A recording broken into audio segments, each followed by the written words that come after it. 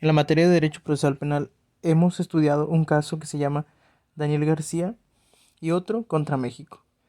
Este caso se dice que es el proceso penal más largo de la historia moderna de México, puesto que inicia en el año del 2001 y ve poco a poco su finalidad hacia el año 2022, incluso 2023. ¿De qué trata este caso? Todo comienza cuando la regidora panista Marigeli Támez Pérez es asesinada, muere, y los principales sospechosos, por decirlo de esta forma, son el señor Daniel García y el señor Reyes Alpizar. Todo esto en el año del 2001, alrededor de septiembre 5. Entonces se les ordena pues la Procuraduría, en ese momento Procuraduría, pues la detención, ¿verdad? La privación de la libertad para comenzar con las indagatorias correspondientes y pues con el proceso judicial ordinario en ese momento de la historia. Daniel García es detenido en febrero del 2002 y Reyes en octubre del mismo año. Fueron arraigados primero, confinados en un hotel por espacio de 47 y 34 días respectivamente, para luego permanecer 17 años recluidos sin sentencia. Todo esto alcanza el punto culmen y máximo cuando la ONU y una organización pues de los derechos humanos, ¿sí? La Corte Internacional de los Derechos Humanos señala que hay una violación a los derechos principales, a los derechos, a las garantías primordiales, pues de la presunción de la inocencia, de pues del debido proceso y de todas estas nuevas características que pues afortunadamente modernizan el sistema acusatorio y por ende agilizan y realmente apelan a la justicia en un proceso penal. Ahora, estos dos implicados, ¿sí? Pues tienen las características de que han sido detenidos sin una orden judicial expedida por nadie. No hay una detención fundamentada en lo legal, no se cumplen las condiciones según el Código de Procedimientos Penales, nuestro código, no se les dictan pues sus derechos, no se les recuerda las garantías que tienen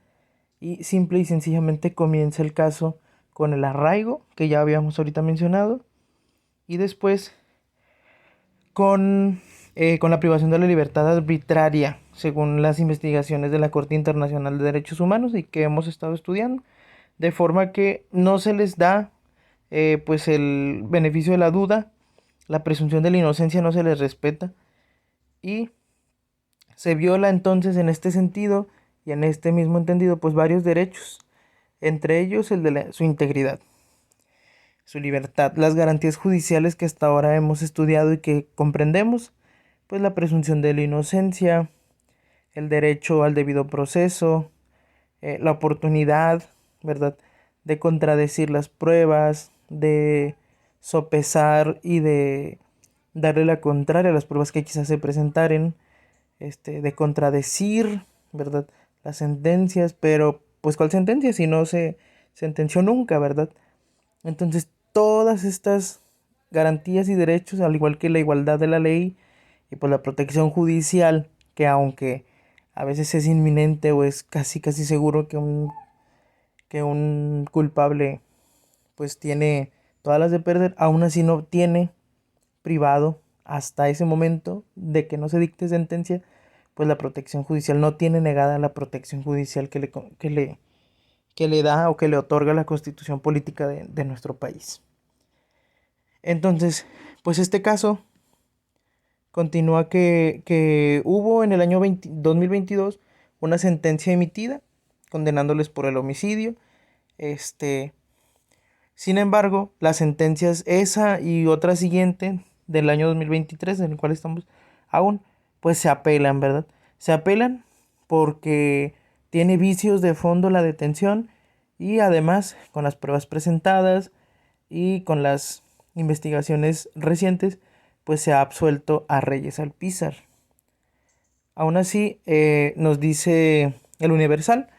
que pese a la apelación, estoy citando concretamente al Universal, a la apelación, Daniel García fue detenido el pasado 27 de marzo de este año en una reprehensión, que fue considerada una venganza del grupo Atlacomulco.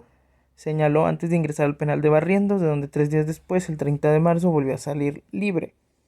Entonces, la Comisión Internacional de Derechos Humanos señaló que nuestro Estado mexicano desafortunadamente incurre en la violación de los derechos fundamentales, integridad personal, libertad personal, garantías judiciales, igualdad legal y protección judicial en contra de los implicados que hasta ahora hemos estado estudiando. De modo que este proceso penal, de los más largos de la historia, pues nos remite, ¿verdad? Ciertamente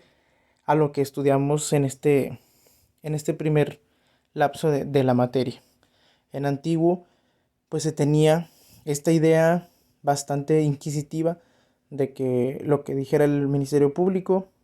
pues era una ley total, una ley sin precedentes, sin discusiones, y en mi opinión, pues se me hace un cambio muy significativo el hecho de las fiscalías, que es como la renovación externa o la cosa palpable que podemos ver en la renovación de este sistema penal, en donde tenemos ahora ya protegidos y consagrados realmente pues nuestros derechos como seres humanos,